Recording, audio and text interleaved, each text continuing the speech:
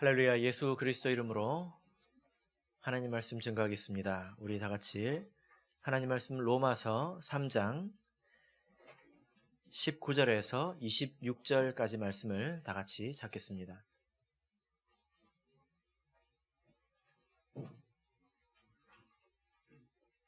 로마서 3장 19절에서 26절까지 말씀을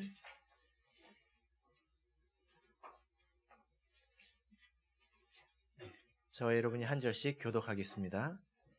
19절 우리가 알거니와 무릇 율법이 말하는 바는 율법 아래에 있는 자들에게 말하는 것이니 이는 모든 입을 막고 온 세상으로 하나님의 심판 아래에 있게 하려 함이니라.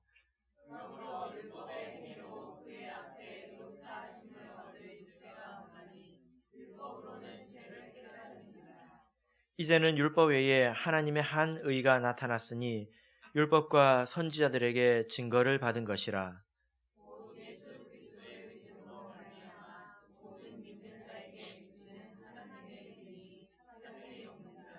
모든 사람이 죄를 범하였음에 하나님의 영광에 이르지 못하더니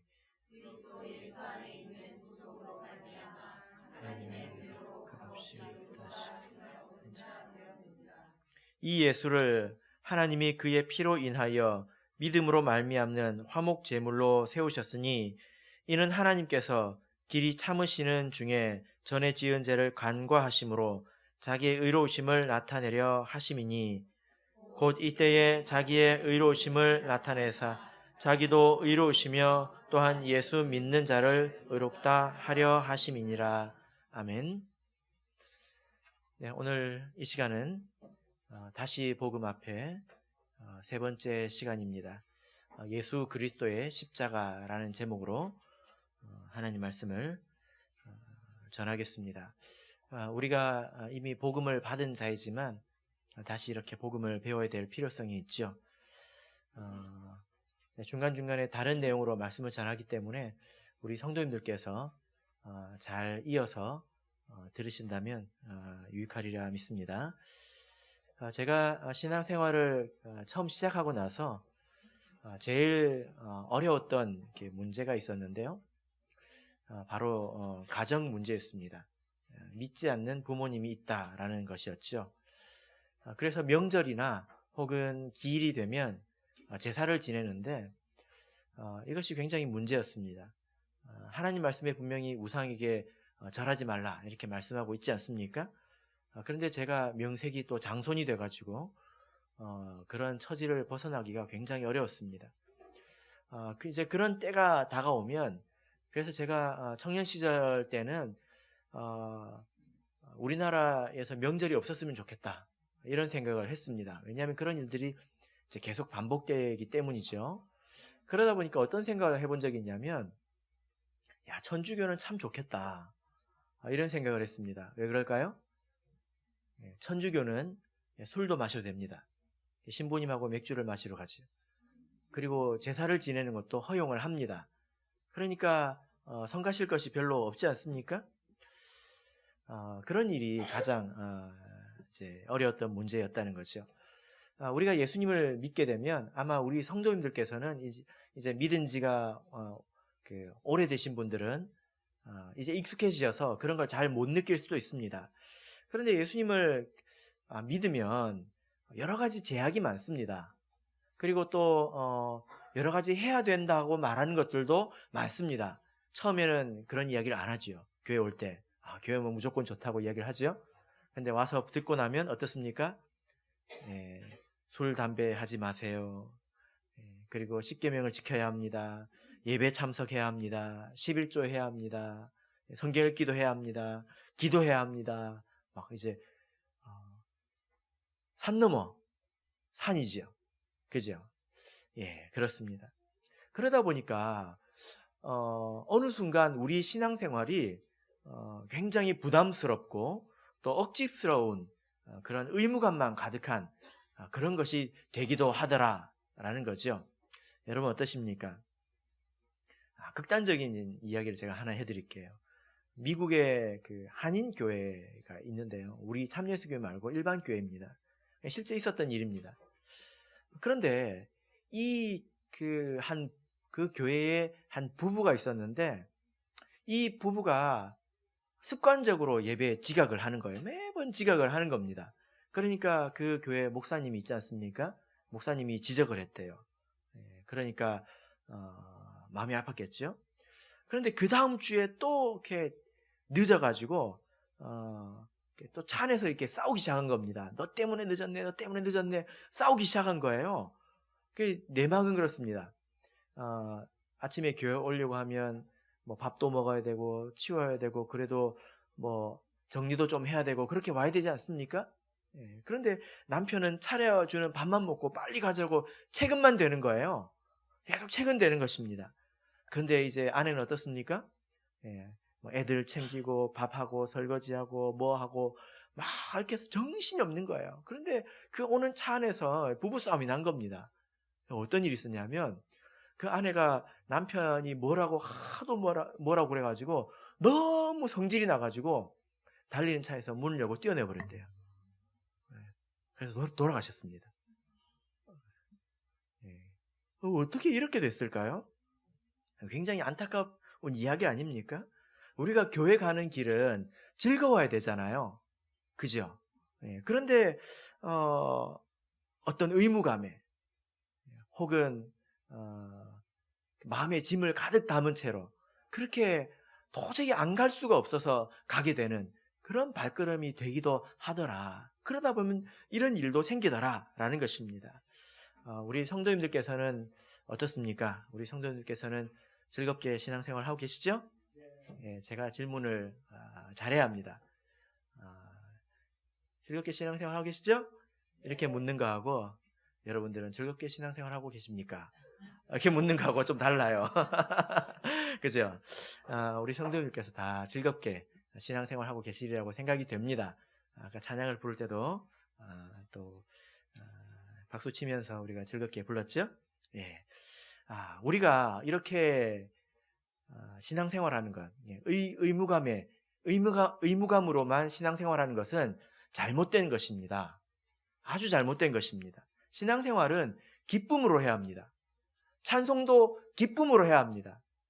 찬송도 빠른 곡도 있고요, 느린 곡도 있는데 다 기쁨으로 해야 합니다. 그런데 어떤 경우에는 찬송을 우울하게 하는 경우가 있죠. 찬송을 왜 하나? 이제 그렇게 생각이 들 때가 있습니다. 모든 찬양은 기쁘게 해야 합니다. 우리 신앙생활에 있어서 의무감도 되게 중요해요. 그리고 사명감도 되게 중요합니다. 그것이 꼭 있어야 합니다. 그런데 이 의무감이나 사명감도 기쁨이라는 옷을 입고 있어야 된다는 거예요. 나에게 이런 의무가 있다니, 그것을 감격스럽게 생각하고 기쁘게 생각할 수 있어야 합니다. 나에게 이런 사명이 있다니 그것을 그냥 무겁게만 생각할 것은 아니다라는 거예요. 만약에 우리가 이런 기쁨이 없이 의무감만 있다면, 또 사명감만 있다면 우리가 그 짐을 지고 얼마나 멀리 걸어갈 수 있겠습니까? 아마 끝까지 걸어가지 못하고 중간에 낙오하는 그런 안타까운 일들이 있을지도 모르겠습니다.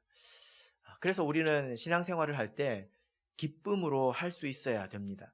여러분들은 신앙생활을 할 때 기쁨으로 하시죠? 네. 근데 어떻게 기쁨으로 신앙생활 하십니까? 자, 우리 말씀을 읽어보겠습니다. 19절, 20절을 읽겠습니다. 로마서 3장 19절, 20절 읽겠습니다. 시작. 우리가 알거니와 무릇 율법이 말하는 바는 율법 아래 있는 자들에게 말하는 것이니 이는 모든 입을 막고 온 세상으로 하나님의 심판 아래 있게 하려 함이니라. 여기서 이제 말하는 것은 이제 우리가 여기서 출발을 해야 된다는 겁니다. 여러분, 우리가 사는 것이 왜 이렇게 힘들까요? 세상 사는 것이 힘들지 않습니까? 이 질문에 대해서 한번 생각해 보신 적 있으십니까? 어떤 것이든지 원인을 정확하게 파악해야 합니다. 병도 그렇잖아요?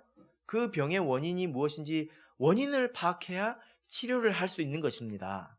그런 것처럼 우리가 이 모든 이야기를 여기서 출발하는 것이 좋아요.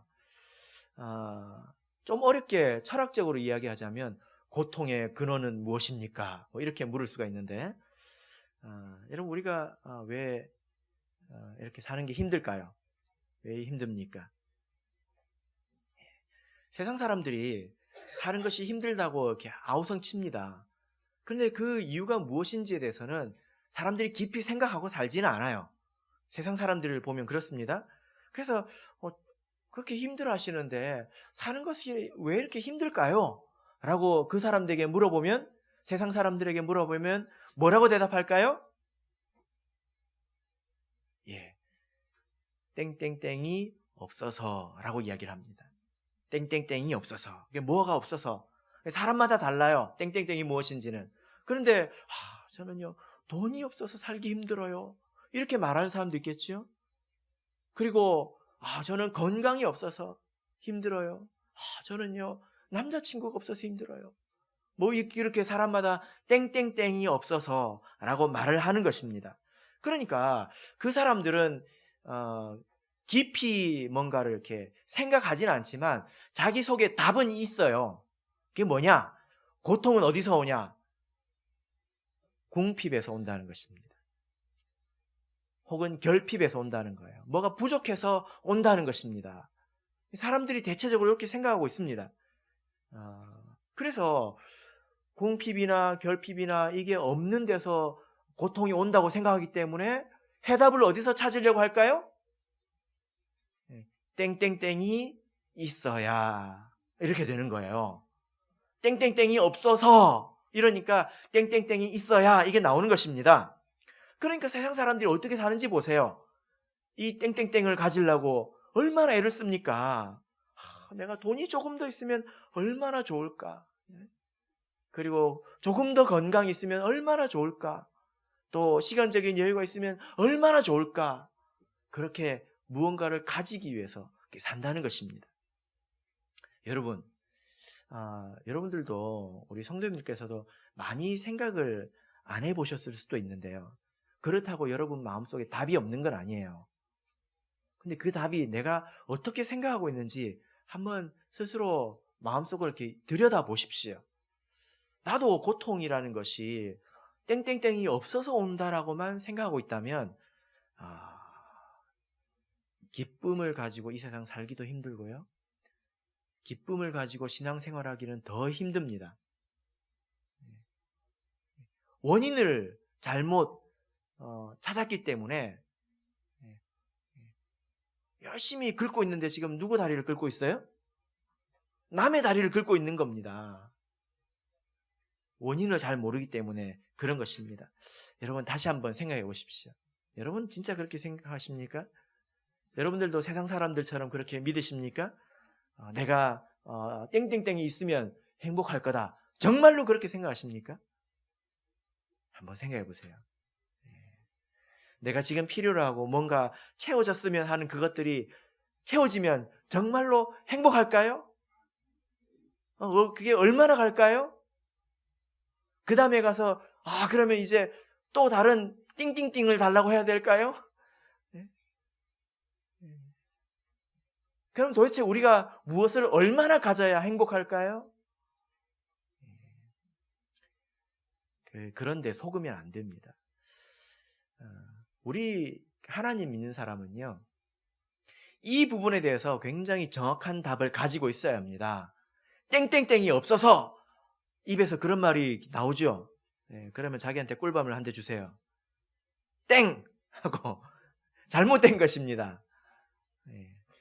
그리스도인이 그렇게 대답하면 안 됩니다. 성경에서는 무엇이라고 말하고 있습니까? 세상 사람들이 이렇게 궁핍하고 결핍한 그 이유가 무엇입니까? 조금 더 근본적인 이유가 무엇입니까? 바로 죄입니다. 뭐라고요? 죄라고요. 죄. 뭐라고요? 죄. 뭐라고요? 죄. 그래서 이 죄 때문에, 하나님 말씀을 어기고 사는 이 죄 때문에 사람이 하나님의 그 사랑 아래 사는 게 아니라 하나님의 심판 아래 있게 되었다는 것입니다. 그래서 19절을 보십시오. 19절 마지막 부분을 보면 온 세상으로 하나님의 심판 아래에 있게 하려 함이라. 그래서 이 죄라는 놈 때문에 하나님의 사랑의 그 손길 아래에 있어야 될 우리 이 사람들이 하나님의 심판 아래에 있게 되었다는 것입니다. 그래서 여러분, 죄를 무서운 줄 모르면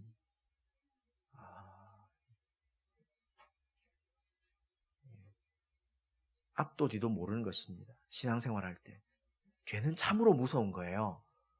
이게 왜 무서운지 아십니까? 여러분, 죄를 지어서 하나님께서 하고 한 대 때리시면 아무도 죄 안 지을 거예요. 하나님께서 이렇게 안 때리니까 죄가 무서운 겁니다.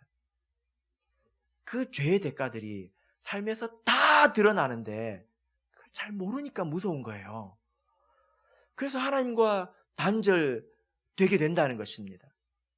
마치 이 나뭇가지가 그 줄기에서 꺾여서 떨어져서 하루하루 말라가는 것처럼 죄는 사람을 그렇게 만들어 간다는 거예요. 불순종하고 죄를 지을 때마다 사람은 그렇게 된다고요. 우리 성도들도 그렇습니다. 그냥 내가 느끼고 안 느끼고가 중요한 게 아니에요. 지난 시간에 이 말씀 드렸죠. 죄를 지어서 나한테 해가 있다 없다 이걸 느끼고 안 느끼고가 중요한 게 아니라 죄를 지으면 문제가 생긴다. 이건 공식입니다. 정해진 공식이에요. 여러분들이 죄를 지었는데 내가 뭔가 부족한데 잘 모르겠다. 그건 내가 못 느끼는 것입니다.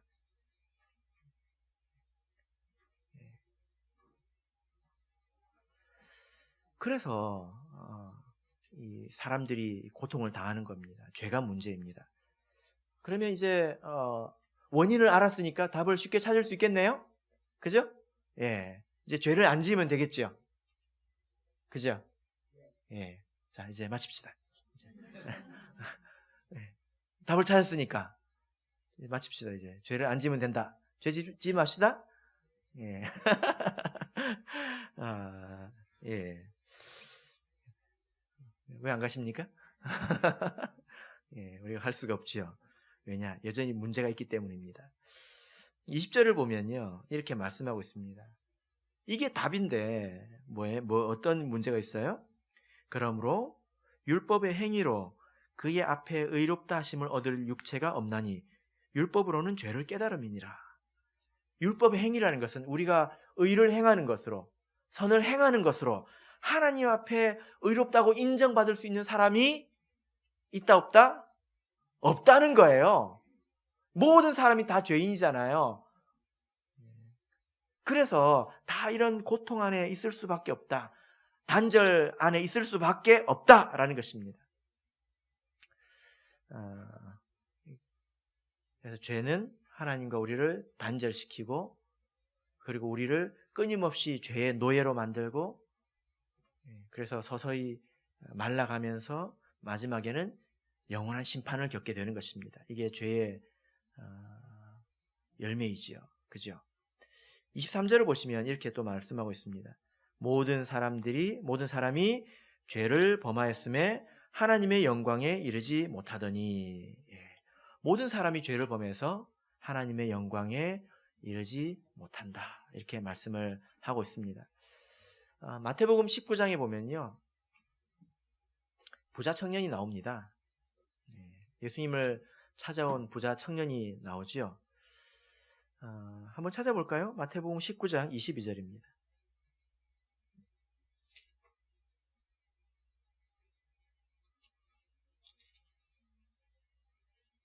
16절을 보겠습니다. 마태복음 19장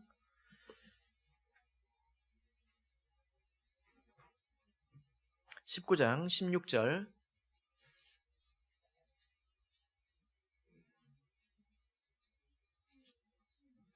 마태복음 19장 16절 같이 읽겠습니다. 시작.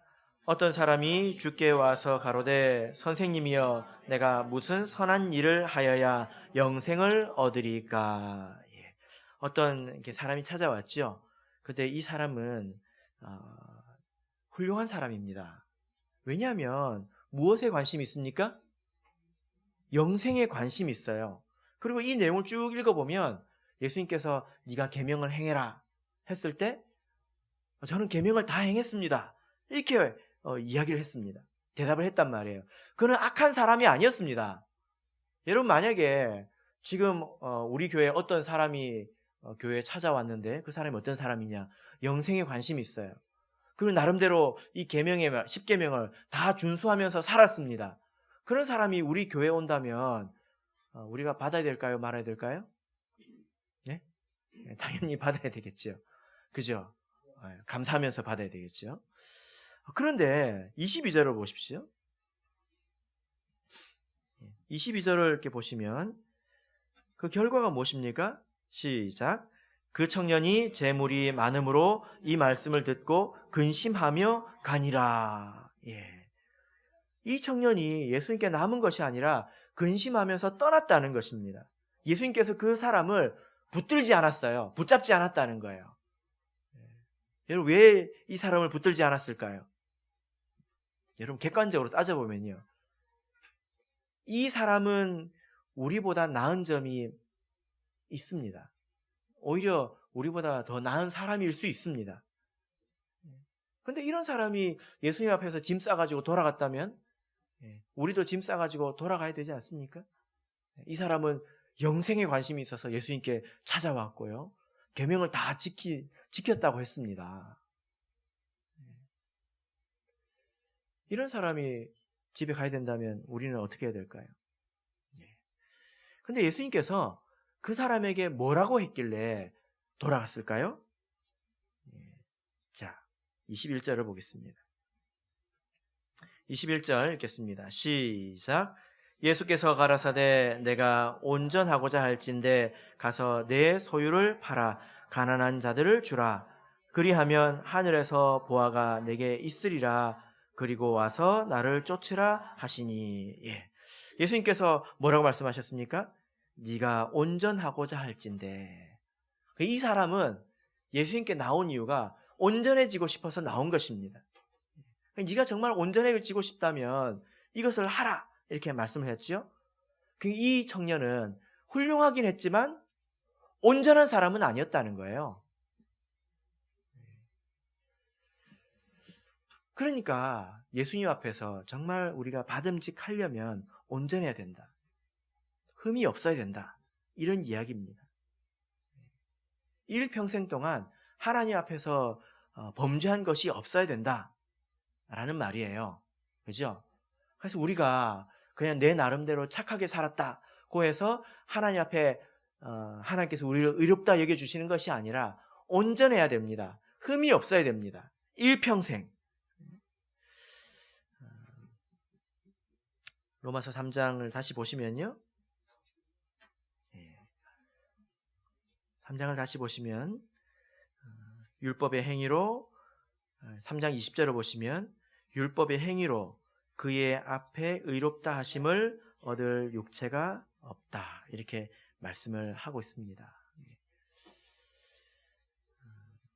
사람은 다 죄 중에 태어나지요.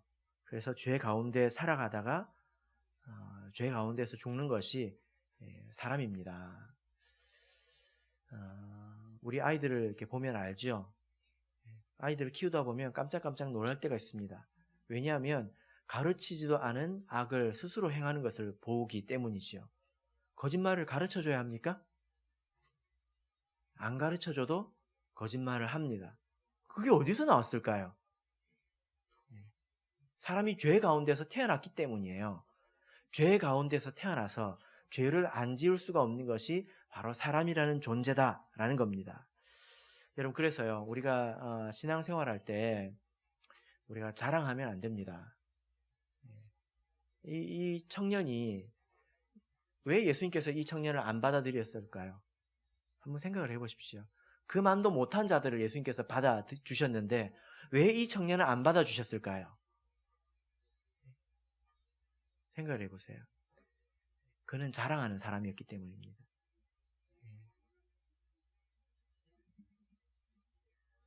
저는 이걸 했고요. 저는 저걸 했고요.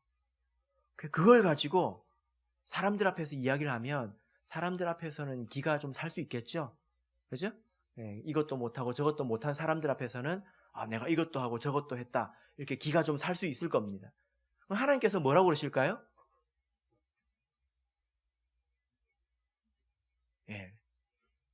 그런 사람에게 하나님께서 뭐라고 그러실까요? 그런데 이건 못했네? 저것도 못했네? 하나님께서 이러신단 말이에요. 우리가 믿는 하나님은 그런 분입니다. 우리가 자기 자신을 드러내고 자기 자신을 자랑하고 그런 마음의 자세로 하나님 앞에 나오면 하나님은 못한 걸 지적해요.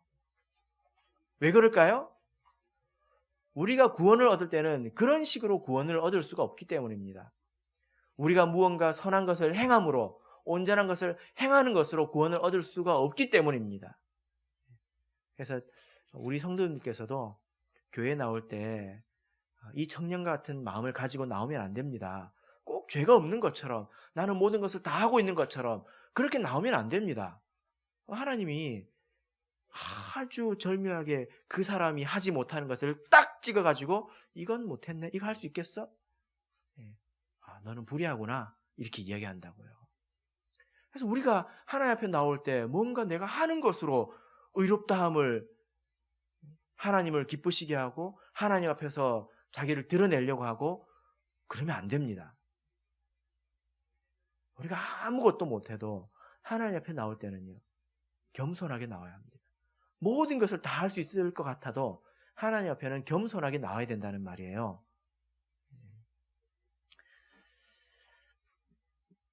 자기를 자랑하면 우리가 이 부자 청년처럼 되는 것입니다. 자, 21절 읽겠습니다. 21절, 22절 읽겠습니다. 시작. 이제는 율법 외에 하나님의 한 의가 나타났으니 율법과 선지자들에게 증거를 받은 것이라. 곧 예수 그리스도를 믿음으로 말미암아 모든 믿는 자에게 미치는 하나님의 의니 차별이 없느니라. 자, 여기서 보면 율법 외에 하나님의 한 의가 나타났다. 이 말은 뭐냐면 우리가 율법을 지켜가지고 의롭다, 하나님께서 인정해 주신다, 그런 방법이 하나 있어요. 그래서 여러분들께서 하나님 앞에서 의롭게 되는 방법이 두 가지가 있습니다. 가르쳐 드릴게요. 첫 번째는 율법을 다 지키면 됩니다. 그런데 지금까지 살아오면서 말씀을 하나라도 어겼다면 이미 틀린 거예요. 이렇게 생각하시면 됩니다. 천국에 가는 그 시험이 있다면 시험의 커트라인은 100점입니다. 100점이에요. 커트라인이 몇 점이라고요? 100점이에요. 우리가 요즘 100세 시대지 않습니까? 그런데 우리가 문제를 하나하나 이제 채점을 해봅니다. 그런데 5번에서 하나 틀렸어요. 그럼 그 뒤에 채점할 필요가 있습니까? 없습니까? 좀 크게 좀 대답해 보세요. 있어요? 없어요? 없잖아요. 제가 비밀을 하나 말씀드리겠습니다. 학생부 영원에 가면요, 채점을 다 안 합니다. 왜 안 할까요? 왜 안 할까요? 시간이 굉장히 촉박합니다. 학생 수는 많고 시간은 굉장히 촉박하기 때문에 딱 보고 아니다 싶으면 채점을 안 합니다. 학생들 잘 들으세요. 그래서 시험지를 안 돌려주는 거예요. 제가 이번 단기 신학 때는 그 시험을 다 일일이 코멘트를 달아서 다 다시 돌려줬습니다. 18명밖에 안 됐기 때문에 3년 차가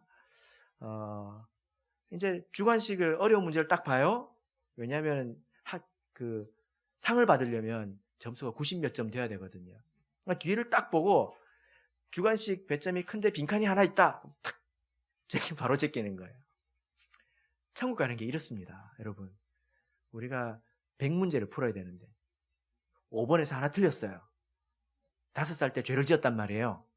그럼 그 뒤에 살 필요가 있습니까? 없습니까? 열심히 살아서 나머지 다 맞췄어요. 그게 천국 갑니까? 가요, 못 가요?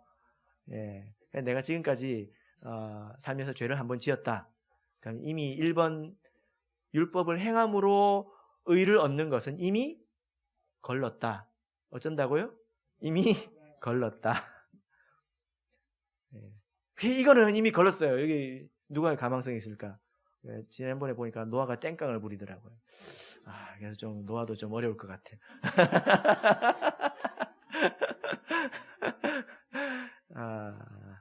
뭐 우리는 더 할 나이가 없죠. 그런데 여기 보면 율법 외에 이제 이것 말고 두 번째 방법이 생겼다는 거예요. 우리는 여기 이제 목숨을 걸어야 되겠죠. 왜? 1번은 걸렀기 때문에. 그죠? 네. 그래서 이것은 무엇이냐? 22절을 보면 곧 예수 그리스도를 믿음으로 말미암아 모든 믿는 자에게 미치는 하나님의 의다. 그러니까 이것은 무엇이냐면 죄인들에게 하나님께서 이 그 패자부활전을 주신 거예요. 패자부활전이 있어요. 그게 뭐냐? 죄인들이라고 할지라도 예수 그리스도를 믿으면 어쩐다고요? 하나님의 의를 입혀주신다는 거예요. 이거는 내 의는 아니에요. 내가 스스로 의로운 건 아닙니다. 이건 하나님께서 딱 입혀주시는, 보호막처럼 딱 싸주시는 하나님의 의예요. 그래서 이 속에는 죄가 있지만 밖에서 그 사람을 딱 바라볼 때는 어떻게 보입니까? 의롭게 보인다는 거예요. 그죠? 여러분 이렇게 생각해 보십시오. 한 달 동안 속옷을 안 갈아입었습니다. 엄청 더럽겠죠. 그런데 새 옷을 사가지고 탁 이제 입고 있으면 이 더러운 속옷이 보이겠어요? 안 보이겠어요? 냄새는 좀 나겠지만 안 보이잖아요. 그죠? 죄인들도 마찬가지예요. 죄인들도 근처에 가면 냄새가 납니다. 그러나 하나님께서 이렇게 의로운 옷을 다 입혀주셨기 때문에 밖에서 볼 때 그 사람은 의롭다고 보여지는 겁니다. 하나님께서 그렇게 봐주시는 거예요. 그런데 어떻게 하나님은 이렇게 어떤 사람을 의롭다고 할 수 있는가? 하나님 마음입니까? 엿장수 마음입니까? 아니죠. 여기에도 근거가 있어야 된다는 거예요. 하나님께서 너는 의롭다, 너는 안 돼, 이렇게 하나님 마음대로 한다면 마귀가 손들고 하나님, 공평하신 하나님이 그렇게 불공평해도 됩니까? 왜 저 사람은 죄인인데도 천국 보내고, 왜 죄를 하나님 무시합니까? 하나님 공정하지 않습니다. 마귀가 그렇게 하나님을 공격하겠지요. 그죠? 그래서 하나님께서 아무런 근거 없이 사람을 의롭게 하시는 것은 아닙니다. 거기는 방법이 있습니다. 그게 무엇일까요? 자, 24절부터 24절을 읽겠습니다. 24절 읽겠습니다. 시작. 그리스도 예수 안에 있는 구속으로 말미암아 하나님의 은혜로 값없이 의롭다 하심을 얻은 자 되었느니라. 자, 25절 시작. 이 예수를 하나님이 그의 피로 인하여 믿음으로 말미암는 화목 제물로 세우셨으니 이는 하나님께서 길이 참으시는 중에 전에 지은 죄를 간과하심으로 자기의 의로우심을 나타내려 하심이니. 하나님을 믿는다고 해서 하나님께서 의롭다 하시는 것은 예수님이 있기 때문에 가능한 거예요. 왜냐하면 하나님이 이 예수를 화목 제물로 세우셨다 이렇게 말하고 있습니다. 그러니까 예수님이 뭐라는 거예요? 제물이라는 거예요. 제물이 뭡니까? 제사를 지낼 때 드려지는 그 희생물들을 말하죠. 그죠? 원래는 사람이 죄를 지으면 죽어야 되잖아요. 죄의 대가로 사람이 죽어야 합니다. 근데 사람이 죽는 대신에 양을 잡아서 하나님께서 죽여서 제사를 지내게 했습니다. 이것이 그 레위기서에 나오잖아요. 그죠? 그래서 어떻게 하냐면 누가 이렇게 죄를 지으면 양이나 소나 그에 합당한 제물을 다 끌고 성막으로 갑니다. 성전으로 갑니다. 거기서 제사장들 앞에서 자기 죄를 고백을 하겠죠. 제가 이런 죄를 지어서 왔습니다. 그러면 그 양의 머리에 손을 얹고 뭘 합니까? 안수를 합니다. 그러면 이 자기 속에 있는 죄가 그 양에게 전가가 돼요. 근데 그 전에 제사장이 살피는 게 이 양이 흠이 있는지 없는지 살핍니다. 왜냐하면 그때는 뭐 차가 있거나 그런 게 아니라 수십 킬로미터 밖에서 이렇게 성전까지 오려고 하다 보면 오다가 양이 이렇게 나와가지고 양이 다리를 삐끗했어요? 쩔뚝쩔뚝 하잖아요? 그러면 제물로 드릴 수가 없어요. 양을 잘 데리고 와야 합니다. 흠이 없어야 돼요. 그러면 이제 안수를 하고 나서 그 양을 이렇게 테이블 위에 딱 올려가지고 이렇게 주게 되겠죠. 그러면 제사장들이 다리를 잡습니다. 그리고 목을 딱 잡습니다. 그리고 이 머리를 잡아가지고 목을 딱 벌리면 이 칼을 가지고 이렇게 잡고 목을 팍 누릅니다. 찌릅니다. 그럼 여기를 찌르는 거죠. 그럼 어떤 일이 생길까요? 예, 피가 촥 하고 나옵니다. 그리고 피가 밑으로 콸콸콸 떨어집니다. 쏟아집니다. 그럼 이 지금 칼로 찌르는 거를 누가 할까요? 1번 제사장, 2번 죄인. 몇 번일까요? 2번입니다. 제사장이 안 찔러져요. 죄인이 있게 찌른다고요. 그러면 밑에서 그 제사장이 피를 받아가지고 번제단이나 이런 데 바르고 뿌립니다. 그 제사장들이 그 양을 이제 각을 뜬다고 하죠. 해가지고 번제단 위에 탁 올립니다. 그러면 얼마나 미안하겠습니까? 아무리 그 동물이라고 하더라도 얼마나 불안하겠어요. 저기서 줄 서서 기다리는데 앞에서 양이 막 나 죽네 하고 이제 울잖아요. 그럼 양들이 얼마나 떨리겠습니까? 그리고 덜덜덜 떨면서 그 앞에 서 있을 때 얼마나 미안하겠습니까? 그죠? 그렇게 해서 그 죄를 씻으라고 했어요. 이게 레위기서의 말씀이죠. 그런데요, 여기에 문제가 있어요. 무슨 문제가 있을까요? 여러분 오늘 잘 생각해 보세요. 오늘 죄 몇 번 지었습니까? 죄 몇 번 지었습니까? 이재윤 형제? 죄를 몇 번 지었습니까? 동생들을 괴롭힌 죄. 네. 한 번만 지었습니까? 네. 동생들은 놀린 죄. 여러분들은 오늘 죄를 몇 번 지었습니까? 오늘 양이 몇 마리 필요하십니까? 네. 사람이 죄를 너무 많이 짓는다는 거예요. 죄를 너무 많이 지어서 이 세상에 있는 양을 다 잡아도 감당이 될까요? 네? 죄를 안 짓는 방법이 딱 하나 있습니다. 비밀인데 죽어야 돼요. 죽어야 죄를 안 짓습니다. 정말 그렇죠. 죄를 너무 많이 지어요. 구약시대 사람들한테 한번 물어보고 싶어요. 죄를 되게 많이 지을 것 같은데 어떻게 그렇게 하냐고 물어보고 싶습니다. 그리고 또 하나의 문제가 있는데 이 양이라는 것이 사람의 죄값으로는 좀 부족합니다. 맞습니까? 사람이 죄를 지으면 누가 죽어야 돼요? 사람이 죽어야 되거든요. 근데 그 대신 누가 죽는 겁니까?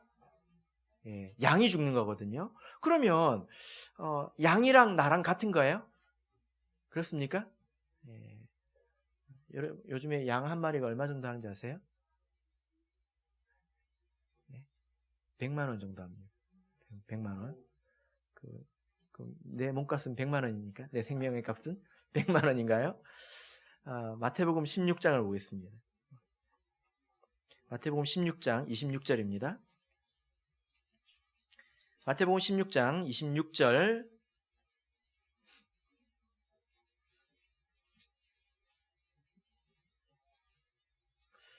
읽겠습니다.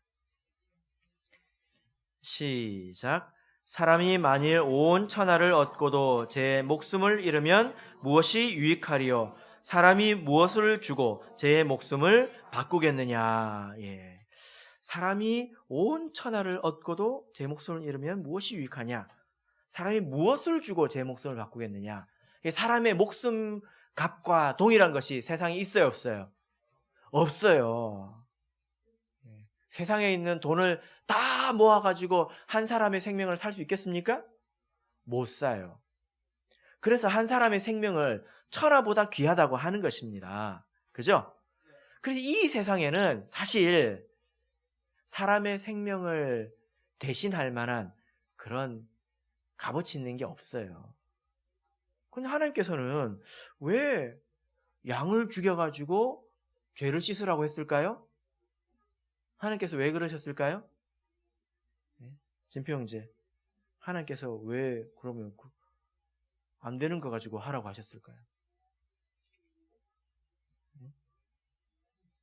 왜 그러셨을까요?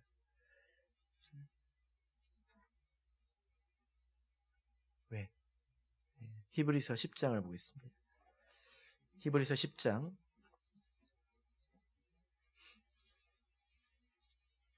3절 4절을 보겠습니다.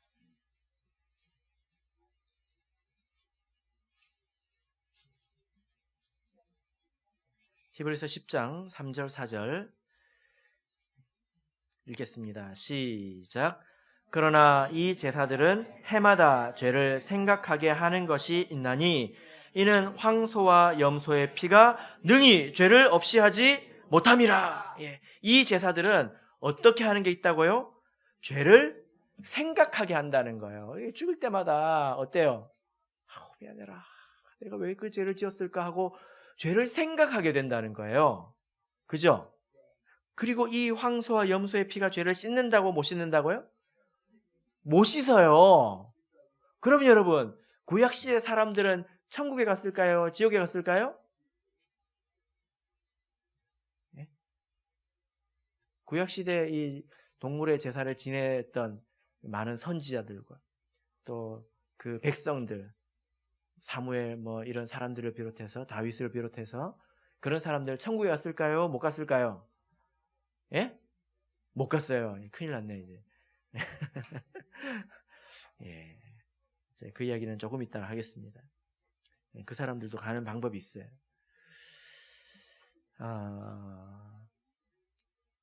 예수님께서 제물이 되셨다는 것은 이런 것입니다.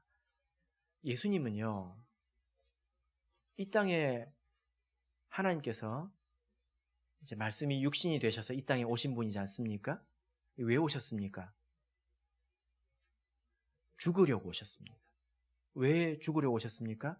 이 세상에는 사람의 생명을 대신할 만한 그런 값어치 있는 게 없기 때문에 그 제물로 이 땅에 오신 거예요. 휴가 오신 게 아니에요. 잘하고 있나 시찰하려고 오신 게 아니에요. 제물로서 이 땅에 오셨다는 것입니다. 그래서 예수님께서는 성령으로 잉태되셨죠. 그리고 예수님에게는 죄가 있을까요, 없을까요? 어떤 사람은 예수님께서 죄가 있었는데 세례받고 나서 죄가 없어졌다고 이야기를 하는데 큰일 날 이야기입니다. 예수님은 죄가 있어요, 없어요? 없어요. 혹시 그렇게 알고 계시면 이제 생각을 바꾸세요. 예수님이 죄가 있으면 아주 문제가 심각해집니다. 예수님 죄가 없어요. 그런데 예수님은 왜 죽으셨습니까? 십자가에서 왜 죽으셨습니까? 제물로서 죽으셨다는 거예요. 제물로서. 어떤 제물? 화목제물이라고 합니다. 화목제물. 화목제물은 뭐냐면 화목하게 하기 위해서 제물이 되었다 이 뜻이에요. 왜냐하면 이 화목은 사람과 하나님 사이가 지금 화목하지 못하거든요.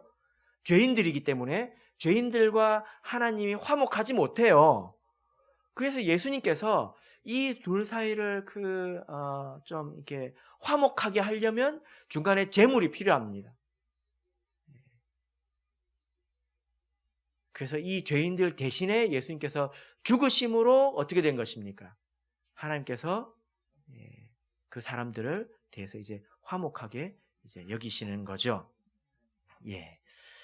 그래서 예수님께서 이 땅에 오셔서 십자가를 지신 것입니다. 그래서 모진 고통을 당하시고 십자가에서 죽으셨죠.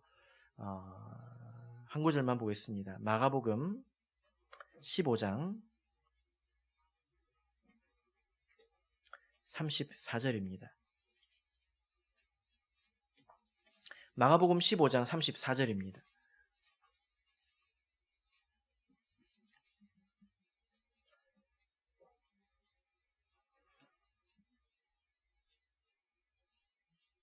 마가복음 15장 34절 읽겠습니다. 시작.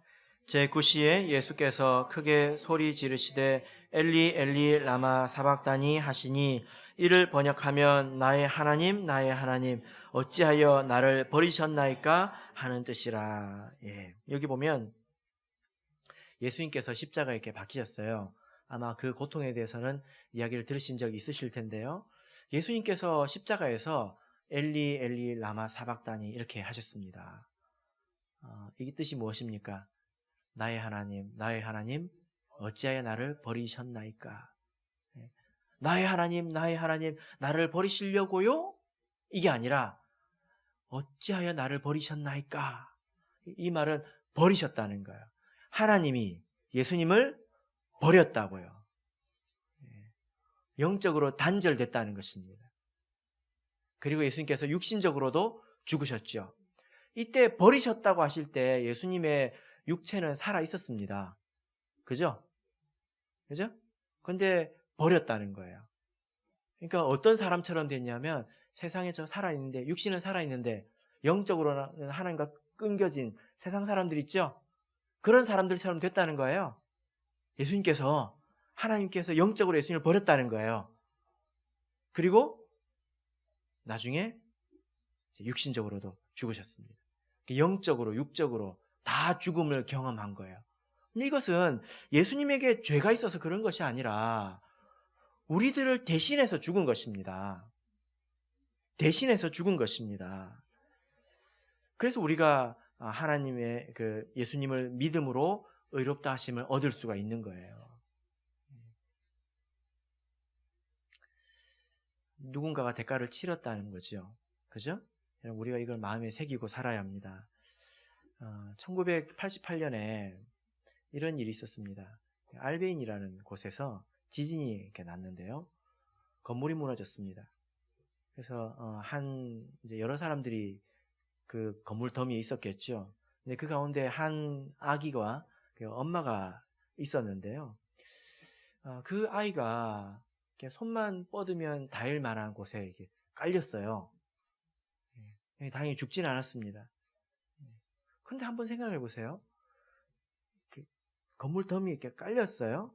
근데 엄마가, 아이가 막 괴로워서 울 것 아닙니까? 근데 엄마가 손을 뻗으면 겨우 닿을 수는 있는데 이렇게 안아줄 수가 없어요. 그래서 아이가 이렇게 울 때에 얼마나 엄마가 애가 탔었겠습니까?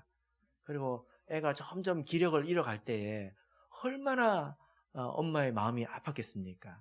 굉장히 고통스럽겠죠? 그런데 6일 뒤에 이제 구조가 되었습니다. 근데요, 엄마는 죽고 아기는 살았어요. 어떻게 살았을까요?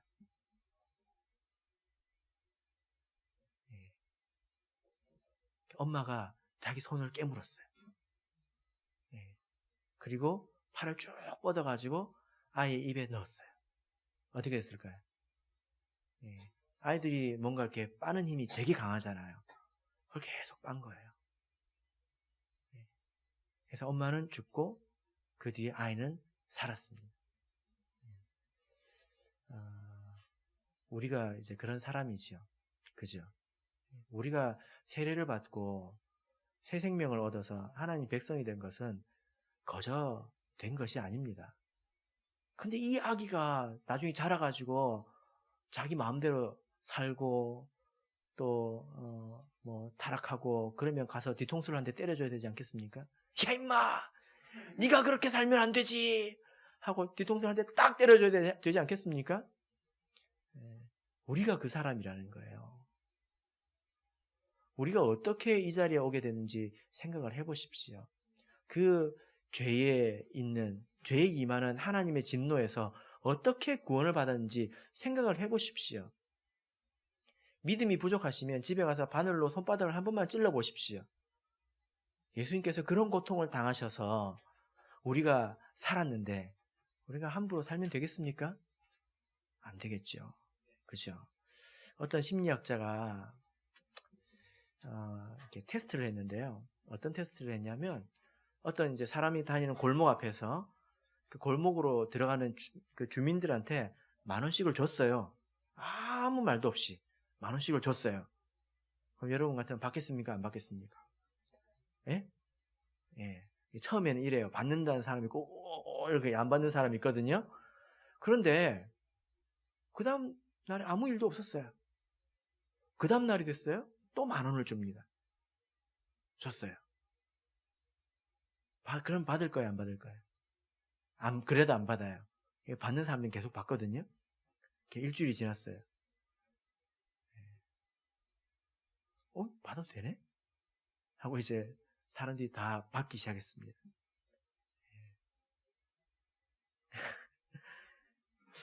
내가 있을 때 그 일을 했었어야 되는데. 예. 그런데 어느 날, 그 사람이 10,000원을 주던 사람이 10,000원을 주지 않고 그 골목 앞에 서 있었습니다. 어떤 일이 생겼을까요? 사람들이 와가지고 항의를 하더래요. 왜 안 줘요? 따지더래요. 지금 이제 뭔 이야기인지 아시겠습니까? 처음 받을 때는 내가 이런 걸 받아도 되나? 그래도 고맙네? 이런 생각을 했을 거예요. 근데 그것이 오래되니까 어떻게 됩니까? 받는 게 당연한 거예요. 안 주면 성질이 나는 거예요. 근데 정신 차리고 다시 한번 생각해 봅시다. 그걸 받는 게 당연한 겁니까? 아니잖아요. 그죠? 우리가 어쩌면 이렇게 신앙생활 하는 것이 꼭 그런 것일 수도 있습니다. 처음을 잊어버리고 우리가 어떻게 이 자리에 오게 됐는지를 다 잊어버리고 그냥 지금밖에 없는 거예요. 지금. 이게 당연한 것입니다. 그래서 조금만 불편해도 불평이 나오고 당연한 것처럼 생각하고 그런단 말이에요. 여러분, 하나님께서 우리에게 주신 은혜는 공짜가 아닙니다. 하나님께서 우리를 사셨다라고 말씀하고 있지 않습니까? 그래서 이 은혜는 빚입니다. 빚. 우리는 그래서 하나님께 빚졌죠. 그죠? 예, 그래서 우리가 빚진 마음으로 살 수 있어야 합니다. 여러분, 하나님께서 우리의 생명을 예수님의 피로 이렇게 사셨는데요. 그렇다고 하나님께서 빚 갚아라 이놈들아 하고 우리를 윽박 지르지는 않습니다. 우리가 성숙해서 하나님에게 그 은혜를 갚고 하나님을 위해서 살기를 원하시고 내가 그 은혜를 깨달아서 예수님께서 나를 위해서 얼마나 고통을 당하셨을까 그 생각을 하면서 내가 이제 정말 하나님을 위해서 살아야 되겠다 이런 마음을 스스로 가지기를 하나님은 원하신다고요. 그런데요, 이 말도 좀 해야 될 것 같습니다. 여러분, 만약에 누가 여러분을 차별하면 기분이 좋아요, 나빠요? 네? 돈이 있다고 해서 어떤 사람은 대접해주고 나는 돈 없다는 이유로 무시하면 좋아요, 나빠요? 되게 기분 나쁘죠? 하나님도 똑같아요. 근데 그러면서 성도들이 그러고 삽니다. 하나님에 대해서 그런다고요. 학교나 혹은 자기의 뭐가 이렇게 이익이 걸린 곳에서는 절대로 안 하는 짓들을 교회에서는 해요. 왜 그렇습니까? 당장 이익과 연결되어 있지 않다고 생각하기 때문에 그래요. 사실 그렇지는 않지만 하나님께서는 불쾌합니다. 그게 미성숙한 거예요. 세상에서 우리가 뭐 학교나 뭐 이런 데서 예를 들어 졸거나 숙제를 안 해가거나 뭘 하거나 빨리 마칠게요. 네, 그러면 나한테 손해가 오니까 내가 손해를 안 받기 위해서 열심히 하잖아요. 그죠? 근데 신앙 안에서 하나님께서 기다려주신다는 이유로 우리가 그렇게 하지 않으면 사실 그게 아주 미성숙한 것입니다. 우리가 정말 성숙했다는 것은 그런 데서 드러납니다.